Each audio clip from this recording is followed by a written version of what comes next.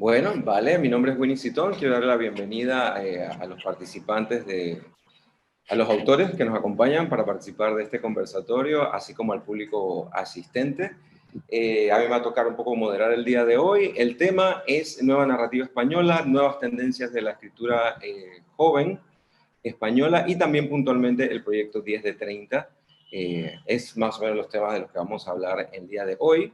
Antes de comenzar, voy a proyectar un video con un mensaje a cargo del embajador de la Unión Europea en Panamá, el señor Chris Horner, que procedo a compartir a continuación. Ok, un segundito, por favor, aquí. Pantalla, compartir sonido, muy bien. No. Aquí lo veo. Ok. Muy buenas tardes a todos. Soy Chris Horner, jefe de la delegación de la Unión Europea en Panamá. Estoy muy complacido de acompañarlos en la edición virtual de la Feria Internacional del Libro. Muchas gracias a la Cámara Panameña del Libro por la invitación y por el esfuerzo para que este evento se lleve a cabo. A pesar del distanciamiento social, no cabe duda de que leer nos acerca y cruza fronteras. Para la Unión Europea y sus Estados miembros, es un placer aprovechar este espacio para que viajen con nosotros y conozcan una muestra de la gran diversidad de la literatura de la Unión Europea que se caracteriza por su creatividad y riqueza cultural, satisfaciendo los intereses de lectores de todos los gustos y edades. Los invito a que no se pierdan ninguna de las 3 actividades que hemos preparado para ustedes. El jueves 13 de agosto, el conversatorio sobre la nueva narrativa española, con el proyecto 10 de 30. El sábado 15 de agosto, un taller de dibujo y acuarela con el artista alemán Florian Weiss. Y el domingo 16 de agosto, la lectura para niños del cuento El tiburón en la bañera, directamente con el autor portugués David Machado, ganador del Premio de Literatura de la Unión Europea. Aprovecho para agradecer a los centros culturales y embajadas de Alemania, Portugal y España, que nos apoyaron para llevarles a casa a los autores y artistas desde Europa. Muchas gracias y espero que lo disfruten. Bueno, ese ha sido el video. Le pido por favor a mis compañeros interlocutores si me den el ok a ver si se escuchó bien el video, si no para repetirlo. ¿Se escuchó bien? Sí. Ah, bueno, perfecto. Bueno, doy por comenzado entonces el conversatorio del día de hoy. Voy a presentar a los panelistas que nos acompañan el día de hoy. Primero quiero presentar a Sabina Urraca. Ella es vasca de nacimiento y ha transitado por diferentes oficios, entre ellos el periodismo en diversos medios y también la escritura literaria. Es autora de las novelas La Niña Prodigio, editada por Fulgencio Pimentel, ganadora del premio Javier Morote. Participa también en la antología La Errabunda, que dice aquí, primer tratado ibérico de deambulología heterodoxa. Espero que después podamos ampliar un poquito sobre eso, y editado por Lindo y Espinosa. Y en el 2017 tuvo lugar su charla TEDx para escapar de la niña prodigio, que es muy interesante y la pueden disfrutar en YouTube. Y también se dedica a dar clases de escritura en los talleres de escritura Fuente Taja. Y también nos acompaña el escritor Pablo Herrán. Él nació en Mallorca y a los 21 años de edad, recién licenciado en comunicación audiovisual, se trasladó a Nueva York para estudiar realización de cine. Allí ejerció como guionista, director y editor y fundó el Screen Loud Film Festival, que está centrado en la temática de la inmigración. Es autor de la novela Manuel Bergman, publicada por la editorial Dos Bigotes en 2017, y para este año está preparando una nueva novela que debe salir pronto, él nos dará los detalles más adelante, llamada Mientras pudimos. También se dedica a dar talleres de escritura creativa en distintos centros de Latinoamérica y Barcelona, donde reside. También nos debería acompañar en el día de hoy el escritor Javier Serena, por si acaso se conecta más adelante. Él es escritor y periodista, lo voy a presentar, ganador del segundo premio de novela Dulce Chacón, con la novela La invasión de los lirones, y ha sido reportero en los periódicos Diario de Navarra y El Correo Bilbao. También es jefe de literatura de la Agencia Española de Cooperación Internacional para el Desarrollo y responsable del proyecto 10 de 30, cuyo objetivo es ayudar a la internacionalización de jóvenes escritores españoles. Él nos brindará más detalles sobre esta iniciativa y estará conversando con los dos jóvenes autores que nos acompañan hoy sobre su participación en este interesante proyecto y la nueva narrativa española. Sin embargo, bueno, mientras entra Javier a participar, yo arranco conversando con ustedes. Un poco él era el encargado de presentar el proyecto, pero ya que ustedes dos han sido seleccionados autores de esta lista de 10 autores jóvenes españoles de este programa que quiere impulsar la literatura joven española a nivel internacional, me gustaría, uno, que se presentaran, un poco que hablen de la experiencia de ser seleccionados para participar de este proyecto y que nos den brevemente desde su experiencia como autores un brief, un resumen del proyecto y sus experiencias participando de él. Podemos arrancar por Sabina, si ella gusta. De acuerdo. Bueno, pues muchas gracias, ¿no?, por invitarnos a hablar aquí hoy. Yo estoy muy agradecida de haber sido seleccionada por 10 de 30. En su momento fue una sorpresa, fue maravilloso, obviamente, y el plan de visitar los países que me tocaba visitar, entre ellos Panamá, era fantástico, me parecía un sueño absoluto.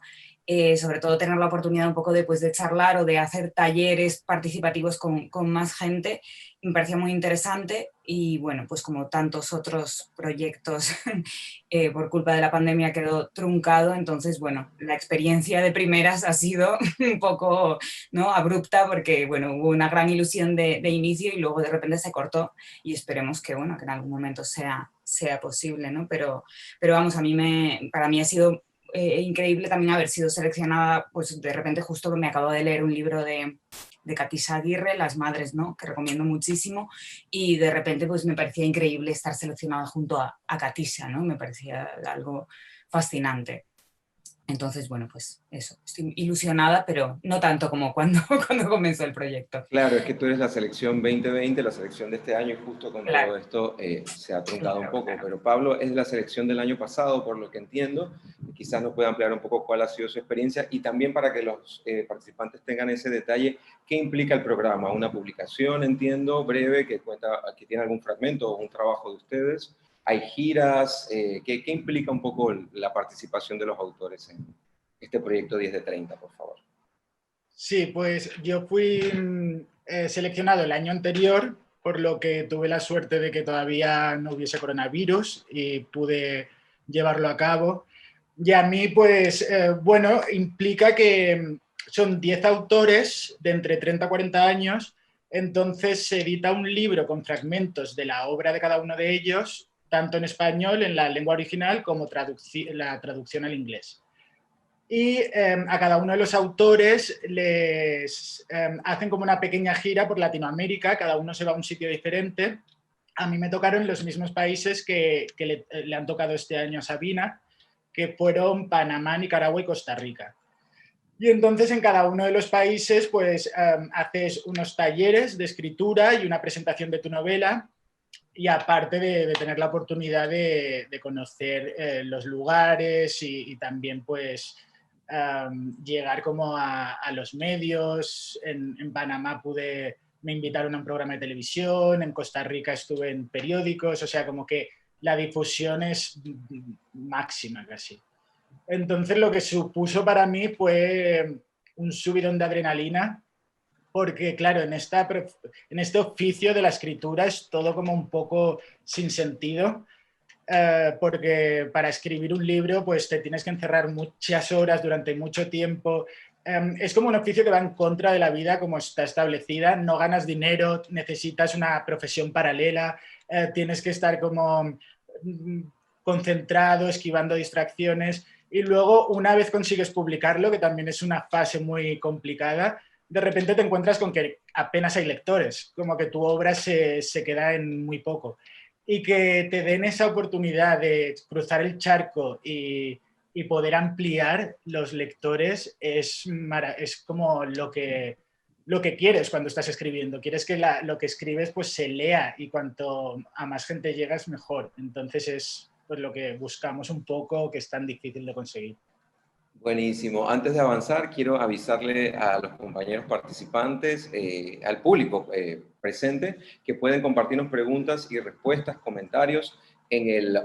Abajo hay una sección que dice preguntas y respuestas. Al final estaremos tomando algunas para que también puedan participar con sus preguntas y sus comentarios. Antes de empezar a hablar como de cosas generacionales o empezar a hablar de nuevas tendencias, obviamente Sabina lo contestó un poco y tú también lo dices. Obviamente la proyección es brutal, es una gran distinción, pero para un autor o autores como ustedes, cuando les llega la noticia de la selección, tiene como algún peso, como, que da como un poco de frizarse, como qué está pasando, o no tuvieron que transitar esa zona, digamos, de nervio o de presión mediática, digamos, por una distinción como ser escogido para este grupo. Cualquiera de los dos que quiera empezar. Pues empiezo yo, si te parece bien, Pablo. Sí. En mi caso, como no he vivido, todavía siento que Todavía no he vivido no, la experiencia, no, fue como, me pareció fantástico, pero bueno, luego todo continuó como ha continuado para todos, bueno, del encierro en casa, todo el miedo general, y creo que un poco eso se ha comido a cualquier difusión, cualquier súper emoción, ¿no? Porque, bueno, ahora mismo pues estoy un poco en stand-by esperando a ver qué pasa, ¿no? Como todo el mundo. Entonces, en mi caso, tristemente, no puedo decir que haya habido una explosión tremenda, ¿no? Pero, bueno, quién sabe. Vale, yo me refería más que todo como a participar en las actividades y tal, sino como, bueno, la distinción que te seleccionan a nivel Sí. generacional como un estandarte o como una representante de tu generación, si eso da algún tipo de miedo, de paralización, o para el contrario fue, no sé, Bueno, de creo que celebración y... o sea, es un poco difuso siempre, ¿no? Porque siempre, bueno, pues salen, o sea, obviamente es un honor, eso desde luego, ¿no? Pero siempre salen listas, pues los 10 escritores que mejores, los 10 libros del verano, los 5 que no sé qué, los 15 que... Entonces, bueno, algunas veces sales, otras veces no, es todo un poco como variable, ¿no? A mí me parece interesante sobre todo... el ver como quiénes son los otros compañeros, conocerlos, leerlos, que esto sí, por ejemplo, es algo que ha sido interesante de este proceso, compañeros que han sido seleccionados también, a los que he leído a raíz de haber sido seleccionados y con los que he hablado por primera vez a raíz de haber sido todos seleccionados, ¿no? La sensación un poco social, grupal, bueno, de hablar de esto y de encontrarte con otros compañeros escritores, quizás ha sido lo que más, con más intensidad he vivido, ¿no? A raíz de 10 de 30. Y aprovecho para preguntar, además de la proyección internacional, ¿sirve también para una proyección entre ustedes? Por ejemplo, ¿conocías a los otros autores, ya sea de nombre o a nivel personal? ¿O también Sí, sirve el proyecto como para establecer nuevos lazos con compañeros de generación, digamos? bueno, sí que, a ver, yo conocía a muchos de los compañeros, algunos son amigos míos, algunos de los del año pasado también son amigos míos, eh, pero sí que había algunos más desconocidos, o sea, como más desconocidos, no es que, o sea, son conocidos, pero no había tenido la oportunidad de hablar con ellos o quizás solo nos habíamos cruzado y de pronto a raíz de esto, ¿no? Pues eso, ayer estuve hablando con Katy Aguirre, ¿crees que iremos a los países que nos han tocado, ¿no? ¿Crees que podremos viajar? Y estuvimos hablando y ya, bueno, a raíz de eso empezamos a hablar de otras cosas, ¿no? Y fue muy interesante. Entonces sí, supongo que claro, eso une, ¿no? Crea lazos inevitablemente y está muy Súper, bien. súper, buenísimo. Pablo, en tu caso, ¿cómo transitaste la noticia? ¿Cómo pasó para ti? Y un poco las mismas preguntas que Vale. acabo de hacer a Sabina. Pues a mí en mi caso la noticia me deprimió un poco, pero ahora explico por qué. Vale. Y fue porque justamente me pilló en un momento en que llevaba unos meses en un nuevo trabajo que no tenía nada que ver con la literatura. Estaba en un club social organizando eventos de diferentes tipos, diarios, un trabajo que era esclavo, que no me daba tiempo a hacer nada y que llevaba como año y medio sin ser capaz de ponerme a escribir. Me propusieron participar en una antología con un relato. Me dieron como 5 meses para escribir el relato y fueron 5 meses angustiosos porque veía que no me daba la vida, no tenía tiempo, tenía la cabeza tan metida en crear eventos que cuando me ponía delante del ordenador estaba seco. Y de repente me llegó esta noticia y fue un subidón, obviamente, y por el reconocimiento, pero al mismo tiempo ser consciente de que el tiempo pasa volando, escribes en una novela, luego te metes en un trabajo y se te pasan 2 años sin haber escrito nada. Y es eso, lo que planteaba al principio, de la batalla que supone el querer dedicarte a este oficio que a nivel práctico no te está dando nada de vueltas, sino a nivel satisfactorio sí, es lo más grande. Pero a nivel práctico de vital, pues no. Entonces, pues me llegó como en este momento tan confuso y fue una sensación de decir, vale, me tengo que reorganizar la vida porque yo lo que quiero hacer es seguir escribiendo. Y bueno, y luego pues al final dejé el trabajo, ahora estoy en el paro, maravilloso, pero bueno, sí, o sea, me hizo mella el haber sido reconocido dentro de este grupo de 10 personas. Y luego, igual que Sabina decía, pues yo ya conocía a algunos de ellos. De hecho, yo soy mallorquín, había 2 más mallorquines que sí que ya había leído su obra. Y luego, aparte de los viajes que ya nos tocaban por Latinoamérica, surgió un viaje a Emiratos Árabes que nos propusieron por lo de 10 de 30, directamente el diplomático de Emiratos Árabes nos contactó a mí y a otra autora para ir y presentar la obra. Algo que fue todo el viaje en sí bastante loco porque yo he escrito una obra publicada en un sello editorial especializado en temas LGTBI y me invitaban a presentar mi obra en un país homófobo donde condenan la homosexualidad. Entonces todo fue un cuadro en sí, no tuvo mucho sentido porque ni siquiera me dejaban hablar libremente de la obra, tuve que esconder todo el tema de la temática gay. Wow. Pero esa experiencia me hizo conocer a la compañera con la que fui, que es una chica de Barcelona que se llama Natalia Cerezo y que ha publicado un libro de relatos en las ciudades escondidas y que lo terminé de leer en el aeropuerto, empezando el viaje. Y fue un libro que me fascinó, pero a un nivel de que estuve todo el viaje mirándola como si estuviese al lado de Virginia Woolf. Entonces, probablemente no la hubiera conocido si no hubiese sido por esto. Entonces ya eso me valió la pena de haber descubierto esa pedazo de autora.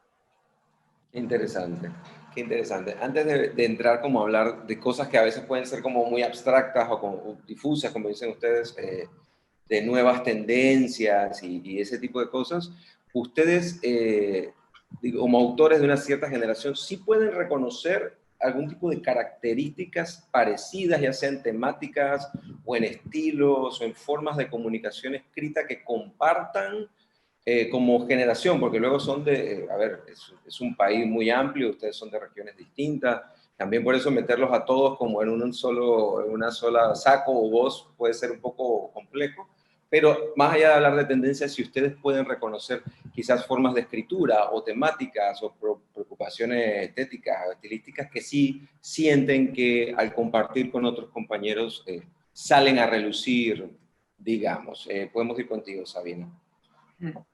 Yo siento que, o sea, no puedo hablar, obviamente, como tú dices, no puedo generalizar. Creo que voy a hablar de lo que más conozco, quizá de lo que más he leído y de la gente que siento más cercana, que sí que me siento parte de una especie de generación o de un grupo dentro de esa generación, que es un grupo de escritores y escritoras que, sobre todo escritoras, que han optado un poco por, tampoco diría literatura del yo, porque creo que tampoco estamos hablando de nosotras mismas, sino que estamos hablando de, bueno, o sea, estamos escribiendo a partir de experiencias vividas por nosotros o no, pero más o menos cercanas. De alguna manera, yo siempre abogo en mi propia escritura, y me gusta también verlo en la de los demás, por un uso de todo. Yo siempre hablo de un buen uso de la basura, ¿no? Un buen uso de la basura, pero y también un buen uso de las cosas buenas de alrededor, ¿no? Pero un buen uso de todo, desde algo que te contó tu abuela o un suceso de tu familia, a una frase que escuchaste por la calle, a una pintada que ves por ahí, a algo que encuentras en en la basura real, a algo que lees en otro libro y que vinculas con tu propia idea. Y yo eso sí que lo veo en mi generación, ¿no? Como que usamos mucho la propia experiencia y también, y esto es como ya una vertiente como quizá que ya es de menos autores, pero que hablamos del cuerpo bastante, ¿no? Quizá incluso, y esto es un poco raro, pero sí que de repente me encuentro ya con ya estoy hablando como de 2, 3, 4, no, de 4 o 5 escritoras, ¿no? Que hablamos mucho del cuerpo y que nos centramos bastante en lo escatológico. Que de repente es increíble, ¿no? Porque dices, bueno, pero como que de repente he encontrado una especie en los últimos años de hermanamiento, ¿no? Con ciertas personas que parece que compartimos como esa visión, ¿no? Esa curiosidad por el interior del cuerpo, ¿no? Y eso es un poco la visión que yo que puedo tener así más generacional, más de cuestiones comunes. Ok. Y en esta generación están pues desde Katy Aguirre, que también está en 10 de 30 este año, a Elisa Victoria, o Andrea Abreu, o bueno, Mónica Ojeda, que vive en España. Ahí yo encuentro que hay algo común, ¿no? Chévere, chévere. ¿Tú qué tal, Pablo? Pues yo también comparto el libro que fue seleccionado, que es Manuel Berman, también tiene mucha relación con lo que ha dicho Sabina. O sea, yo lo clasificaría como autoficción porque parto de algo muy personal, muy mío. El protagonista se llama diferente, pero todo el mundo que me conoce sabía que era yo. Todos los personajes que aparecen en esa novela son personas que yo he conocido de una manera u otra, algunas personas muy fugazmente y luego yo ya he tenido que recrearlas y llenarlas de ficción, otras personas han estado muy cerca y las he reflejado más fielmente, pero sí que me he basado mucho en experiencias en el yo y en mi entorno. Y la segunda, la que saldrá publicada, que también tiene mucha relación porque uno de los personajes secundarios de mi primera novela se convierte en protagonista. Entonces ya no soy yo el que narra la historia, sino es otra persona, pero otra persona que estuvo muy cerca de mí y que ha sido como un pequeño homenaje a esta persona, que era una mujer de 83 años, que fue muy especial y también muy icónica para mí. Y esto sí que lo veo común a nuestra generación, pero también veo común así como temáticamente o ambiental, atmosféricamente, veo un punto de desencanto que sí que se repite y que se trata no desde el drama, sino más como desde la comedia y un poco parodia, pero el desencanto de una generación en la que ya no se sostiene sobre pilares de certidumbres como en otras generaciones eran la política, la religión. Es como que ahora ya desconfiamos de todo eso y vivimos en un mundo que nos crea desconfianza y son como personajes que me parece que he visto que es común el personaje que está perdido, pero que no lo lleva con drama, sino que vive desde la perdición absoluta y se enfrenta a un mundo que parece como muchas veces salvaje y que te hace desconfiar. Sí, yo Bien. coincido totalmente con lo que dice Pablo, sobre todo con el tema de la mezcla de la oscuridad, de la inevitable oscuridad, ¿no? Y el humor, también inevitable. Parece que los dos se van solapando y eso lo veo. Supongo que también es algo que está relacionado con cómo nos relacionamos unos con los otros, cómo hablamos, ¿no? Con nuestros amigos, desde qué tono nos hablamos. Yo creo que eso algunas veces sin querer impregna también nuestra escritura. No está, o sea, igual que le contamos historias a nuestros amigos, contamos historias a los lectores, ¿no? Y yo creo que veo ese solapamiento, ¿no? De la inevitable oscuridad o del personaje desnortado, pero que al mismo tiempo se le cuela el humor. Esto del humor, lo pregunto como para saber, ¿será de alguna forma una suerte de mecanismo no de defensa, pero de poder transitar por esta incertidumbre, por este desencanto, por una cosa que de pronto sí parece bastante, acá en Panamá también estamos bastante perdidos todos, y no hay certeza en el trabajo, no hay certeza en la economía, ¿no? Entonces, será una cosa de como meterle un poco de patetismo para burlarme un poco de esta situación y no caer en una zona tan negra. ¿Cómo sienten que aparece ese tono tragicómico o irónico para transitar esto en sus trabajos? Sí, yo creo que es algo que hemos practicado, o sea, que practicamos, como acabo de decir, como que lo practicamos en la literatura, pero porque lo practicamos en la vida, ¿no? O sea, es la única manera, bueno, es la manera que se nos ha ocurrido a muchos, creo, o sea, que aunque seamos distintos, pero sí que hay un punto común generacional de tener que, bueno, de eso, de haber sido, sobre todo, de haber sido educados de haber sido educados con la certeza de que si estudiábamos mucho y éramos buenos, íbamos a llegar lejos, ¿no? Íbamos a conseguir todos nuestros objetivos de alguna manera, como dice un amigo mío que es un grandísimo depresivo que siempre dice, es que claro, nos criaron para ser estrellas, ¿no? Y de repente nos encontramos con que no podía ser quizás, o que había que hacerlo de una manera que no era la que nos habían dicho, que con estudiar y ser bueno no valía. Entonces, supongo que nos hemos encontrado con muchos, nos hemos dado muchos choques, ¿no? Unos más y otros menos, pero en general creo que todo el mundo se ha dado unas buenas hostias, como decimos aquí, en la vida. Y entonces, bueno, pues la manera de reciclar eso, de alguna manera regurgitarlo, ¿no? Literariamente, es usar el mismo tono con el que nos tenemos que enfrentar a la vida en la escritura. Ok, Pablo. Sí, estoy de acuerdo con lo que ha dicho Sabina. Es como que el drama se percibe de capa de fondo. O sea, hay una capa de fondo que envuelve, que es como el contexto dramático en el que estamos. Pero al final los personajes es como una vía de escape de regodearnos en nuestro patetismo y llevarlo con ironía. O sea, en el patetismo de las desilusiones que nos han tocado digerir. Entonces lo intentamos llevar como con ironía, pero eso no quita que tenga ese telón de fondo con peso dramático. Claro, claro, claro. Quisiera indagar un poquito en esto de la literatura del yo, ya que ambos lo comentaron. Yo pienso que uno como autor siempre trata de plantear su punto de vista, su mirada del mundo, siempre es como la perspectiva de donde uno se instala, porque no queda de otra.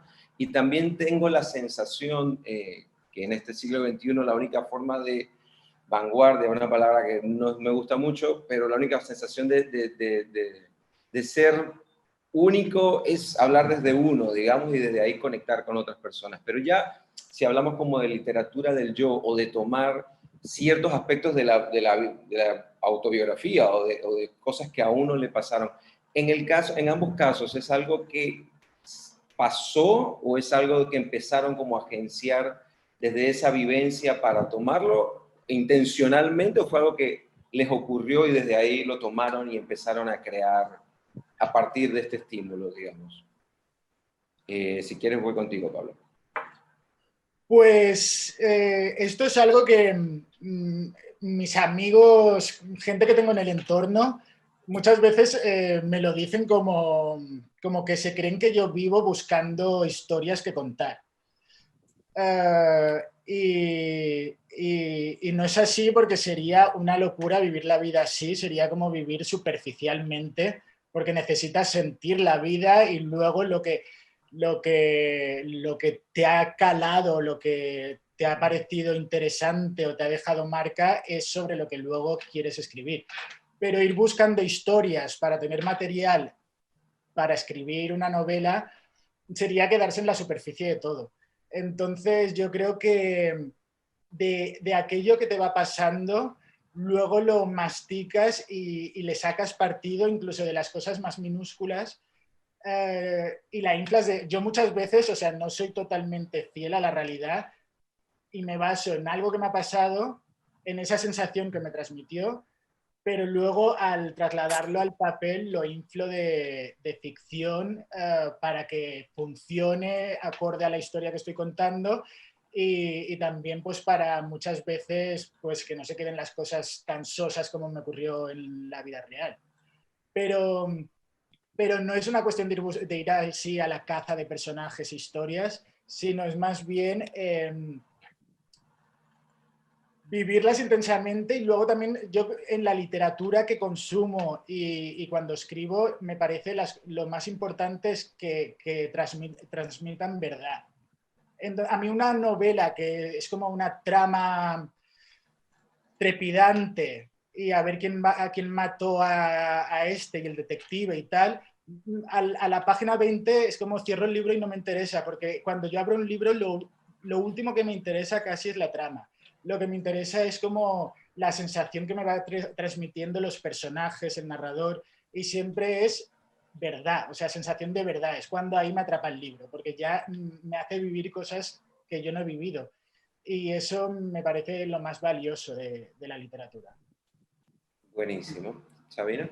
Yo coincido mucho con Pablo en cuanto a la lectura, en cuanto al tema de algo que que necesito que sea algo que me transmite verdad, ¿no? Luego me da igual qué parte es autobiográfica, ¿no? Del escritor o qué parte no, eso no me importa, ¿no? Es un poco la sensación que me produce. Y también me pasa que no me importa tanto la trama como la voz o el ambiente o, ¿no? que me lleva. Con respecto a lo que dices de cómo surge un poco la idea o cómo surge escribir o sea, escribir de una forma autoficcional, yo, o sea, como que intento pensar, ¿cuándo empezó esto? ¿No? Pues yo desde pequeña pues me gustaba mucho leer. Recuerdo tener como cierta debilidad por historias de niñas que se podían parecer un poco a mí, ¿no? Con las que podía tener un punto en común, ¿no? Y por ejemplo recuerdo el momento quizá que yo digo, aquí puede ser cuando yo pensé que el personaje quería ser yo, y es que mi padre me contaba por la noche pues historias de un personaje que se inventó que se llamaba Pichurri, me acuerdo, y era una niña, y entonces un día, yo soy hija única, y entonces mi padre me estaba contando estas historias de Pichurri y de repente me dijo, Pichurri un día, pues ya llevábamos 2 años con las historias de Pichurri, y me dijo, Pichurri un día estaba asomada a la ventana y vino su hermanito pequeño y la empujó. Y yo le dije, ¿perdona, quién? Y mi padre me dijo, su hermanito pequeño. Y le dije, Pichurri no tiene un hermanito pequeño. Y me acuerdo que me enfadé y le dije, no quiero escuchar más historias de Pichurri, ¿no? Y ahí yo tendría pues 6 años, 7, pero ahí me doy cuenta ahora al recordarlo de que fue el momento en el que yo era como que me enfadé con mi padre, ¿por qué? Como un poco preguntándole, pero ¿cómo no te dabas cuenta de que Pichurri era yo? ¿No? De que estas aventuras de esta niña que me contabas era yo, ¿cómo lo has estropeado creándole un hermano de repente? Pichurri es hija única, si Pichurri soy yo, ¿no? Era un poco eso, y mi padre no entendió nada, yo estaba enfadadísima, pero sí que recuerdo que a partir de entonces me empecé a inventar yo historias y siempre eran como pequeños trasuntos de mí misma, ¿no? Esos personajes que creaba. Igual no tenían mucho que ver, igual era una huérfana que, o sea, me los inventaba, ni siquiera las escribía muchas veces, sino que me las inventaba en mi cabeza cuando iba pues, caminando al colegio o algo así. Entonces creo que directamente empezó como un juego. O sea, yo creo que el autoficcionar empieza como un juego, porque no deja de ser un juego, ¿no? Utilizas elementos tuyos, elementos que has vivido y los vas mezclando, como ha dicho Pablo, ¿no? O sea, como que los inflas por aquí, los adornas por aquí, es como si usases una masa de algo realmente existente, pero luego el pastel completo, ¿no? Es todos los adornos que les pones y los ingredientes que le vas añadiendo ya son toda la ficción o datos que coges de aquí y de allá. Chévere. Aprovechando que Sabina entró en ese terreno familiar, infantil y digamos, de la niñez, Pablo, un poco tú, esa relación, digamos, con la escritura, ¿desde cuándo se te da? Porque también estudiaste cine y te dedicaste un poco al cine en Nueva York, pero ya que gracias a Sabina, fuimos a la infancia, en tu caso, ¿cómo surge la necesidad de crear personajes y ya puntualmente escribir? Si lo tienes reconocido, Pues imagino que sí. sí, sí, sí. Pues yo desde pequeño, yo empecé a ser más cinéfilo, o sea, empecé a ser cinéfilo antes que lector. Desde pequeño me encantaba el cine, siempre quería ver películas hasta tarde y mis padres no me dejaban. Y siempre tenía como en la cabeza historias que me imaginaba visualmente. Todo era como visual y hasta me imaginaba dónde pondría la cámara. Entonces, y yo pues obviamente como no tienes los medios, pues yo me ponía a escribirlas en una libreta e incluso hacía dibujitos. Y luego ya, pues cuando me metí en la carrera, me metí en comunicación audiovisual, que fue un error porque no es una escuela de cine, es una carrera más teórica que práctica. Y entonces cuando me di cuenta dije, bueno, pues como aquí no voy a hacer cine, voy a estar aprendiendo la teoría del cine, pero no voy a hacer historias, que es lo que me interesa, pues mientras tanto me apuntaré a un curso de escritura creativa. O sea, ya para ese momento yo ya sí que era lector y me encantaba cada vez más la lectura, y mis padres son muy lectores y siempre me han recomendado libros muy buenos y autores muy buenos. Y entonces me apunté al curso de escritura y durante todos los 4 años de carrera estuve escribiendo, pues era un curso bastante intensivo en el que escribíamos 2 relatos al mes y comentábamos los relatos de los compañeros. Entonces yo es como que estuve 4 años que no hice ni caso a la carrera, iba como pidiendo apuntes toda última hora, pero lo que me centré era en el curso de escritura, que me fascinó. Luego acabé la carrera y me fui a Nueva York a estudiar realización de cine, que era ya un curso extremadamente práctico. Desde el primer día ya te ponían la cámara encima y a rodar. Y ahí fue cuando, o sea, yo en mi cabeza todavía cuando estaba en el curso de escritura, que me fascinó, yo en mi cabeza era como, no, pero yo lo que quiero hacer es cine. O sea, yo mis historias son tan visuales que es que me exigen una cámara. Y cuando ya tuve la cámara, estuve intentándolo y me faltaba la voz narrativa. Y cuando editaba mis cortos y veía la película, yo decía, no, es que esto no es lo que yo quería expresar, si es que en papel lo expreso mucho mejor que en visual.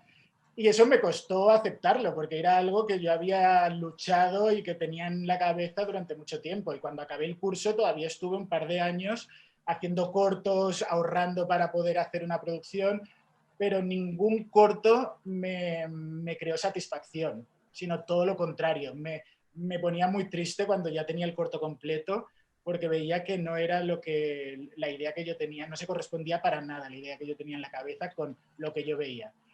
Y llegó un momento en que volví a las letras con más ganas que nunca y decidido ya de que ese era mi medio. O sea, hubo un tiempo en el que yo decía, tengo claro que quiero contar historias, pero no sé si a través de imágenes o a través de palabras.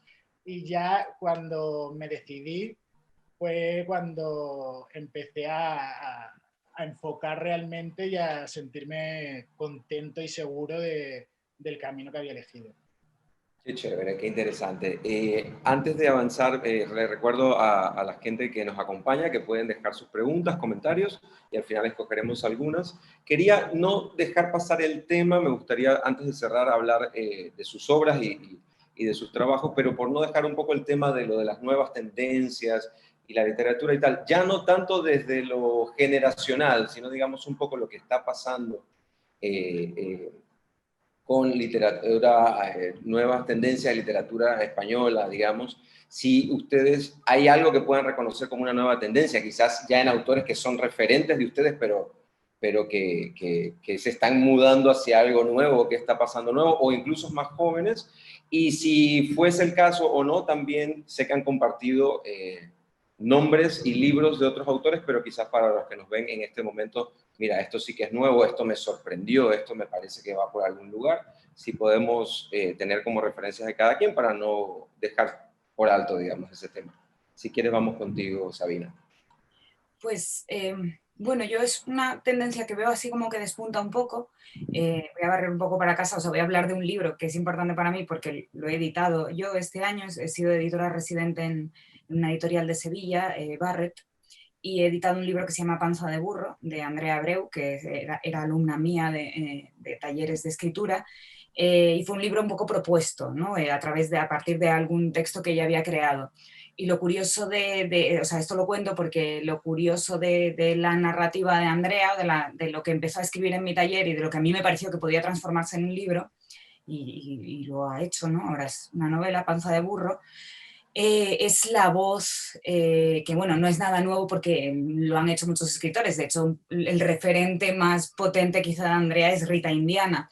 Esta voz que es absolutamente oral, o sea, que es una escritura que intenta transmitir exactamente la oralidad del narrador, ¿no? Que está escrito como se habla. Obviamente luego eso hay que editarlo y para crear esa idea de realidad, ¿no? De que está escrito exactamente como está hablado, hay que cortar mucho por aquí y por allá y es bastante complicado.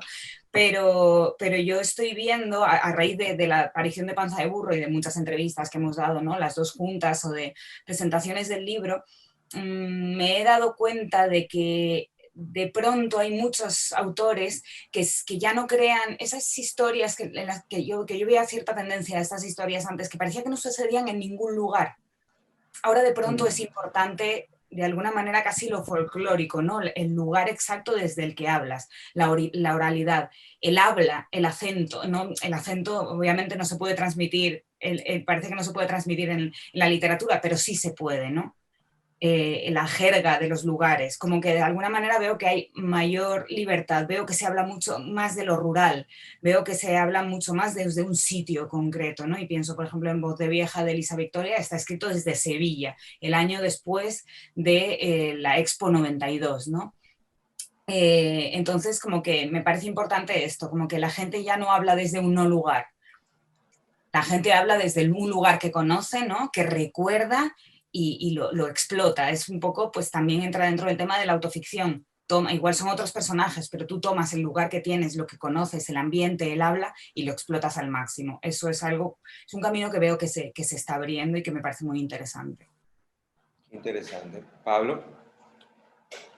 Pues sí, yo estoy de acuerdo con Sabina en esa tendencia a la cercanía, a historias como que no son grandes historias de las de antes, de que era como tienen que pasar grandes dramas, sino son historias pequeñitas, pero que te atrapan y te cogen el corazón y te transmiten hasta los olores, lo que decía Sabina, hasta los acentos incluso, aunque parezca como imposible a través del papel, pero te trasladan allí.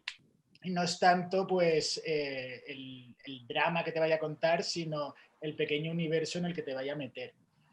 Pero luego también me desconcierta porque claro, nosotros formamos parte de un tipo de literatura que no tiene nada que ver con la que se consume a gran escala. Bueno, Que yo luego de repente, por curiosidad, me meto en Instagrams de editoriales que yo nunca veo o de autores que yo ni conocía, pero que tienen millones de seguidores, y yo desconozco completamente ese mundo que realmente es el que mueve masas de lectores y que es un tipo de novela que yo no conozco porque no me interesa, pero que por algo conoce, o sea, por algo conecta, por algún motivo que seguramente es el de encontrarlo en el aeropuerto cuando te vas de viaje y tener algo que te distraiga de manera como fácil, muy fácil. Pero claro, allí es un universo que yo todavía no entiendo, pero que es el que realmente hace que haya autores que toquen el cielo. Sí, a mí me parece interesante, o sea, yo coincido mucho en esto, o sea, porque sé más o menos a qué ambiente te refieres, a qué tipo de autores te refieres, y yo tampoco los leo, o bueno, los ojeo, reconozco que los ojeo porque digo, vale, ¿qué hay aquí? Porque quiero saber qué quiere leer la gente, y como que a mí me gustaría, y algunas veces creo que sucede que se hace como un puentecito entre quizá ese tipo de lectores como que leen esa literatura quizá más, voy a decir más fácil, pero igual no es más fácil, es de otro tipo, ¿no? Algunas veces creo que se establece un pequeño puente y es como muy, muy bonito, y yo muchas veces pienso, a mí me gusta, o sea, como que lo pienso como objetivo, pienso, me gustaría que me leyese gente que normalmente no lee, ¿sabes? Como que algunas veces digo, lo interesante sería, ¿no? Como llegar a gente que normalmente no lee, o sea, y que de repente le encandile. Me pasó con mi libro en algunos momentos y me resultó como muy satisfactorio, ¿no? No que viniese alguien que también era bonito, ¿no? Que ha leído mucho toda su vida y que te diga, oye, me ha encantado tu libro por esto y por esto, sino que llegue alguien que te diga, yo nunca leo y cogí tu libro, ¿no? Y de repente lo empecé a leer y no pude parar. Piensas, o sea, quizá el cruce, ¿no? De estas dos modalidades puede ser interesante, ¿no? Quizá, digo, igual podemos aprender algo, ¿no? De esa literatura de aeropuerto. No lo sé, no tengo ni idea. Igual esto es como muy idealista, pero Sí, y creo que también en la actualidad es algo que buscamos porque sabemos que los pocos lectores que hay tienen poca paciencia. O sea, si ya la lectura es un hábito que cada vez es más poco común, pues los lectores también ya es como si esto no me está atrapando en la página 20, ya lo dejo y voy a otra cosa.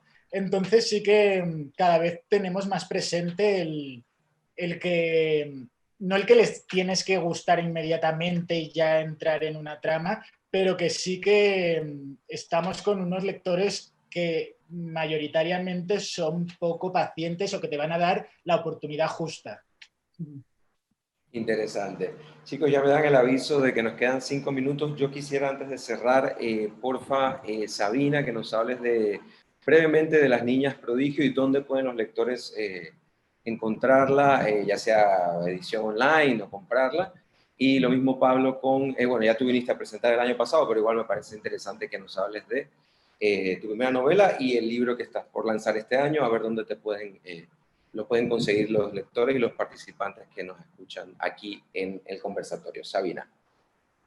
Pues Las Niñas Prodigio, siempre me cuesta mucho explicar qué es Las Niñas Prodigio, pero creo que Las Niñas Prodigio precisamente va de las niñas no prodigio, es decir, va de las niñas normales, ¿no? O sea, la protagonista es una mujer que está escribiendo de 30 y pocos años, que está está intentando escribir en una casa encerrada en la montaña, y que va yendo y volviendo, ¿no?, de recuerdos de su pasado.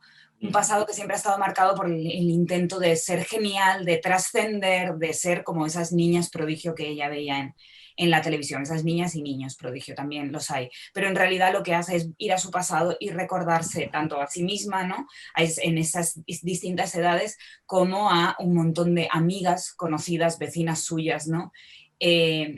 Y habla, o sea, y en realidad el libro habla pues de todo eso que existe en las niñas, que no es correcto, ni es puro, ni es ideal, ni es bondad, ¿sabes? Que como que bueno, que intenta mostrar algo que yo vi y viví en mi infancia, ¿no? Que era bueno, que los niños y las niñas éramos muchas veces seres perversos, seres crueles, ¿no? Seres que teníamos deseos absolutamente incorrectos.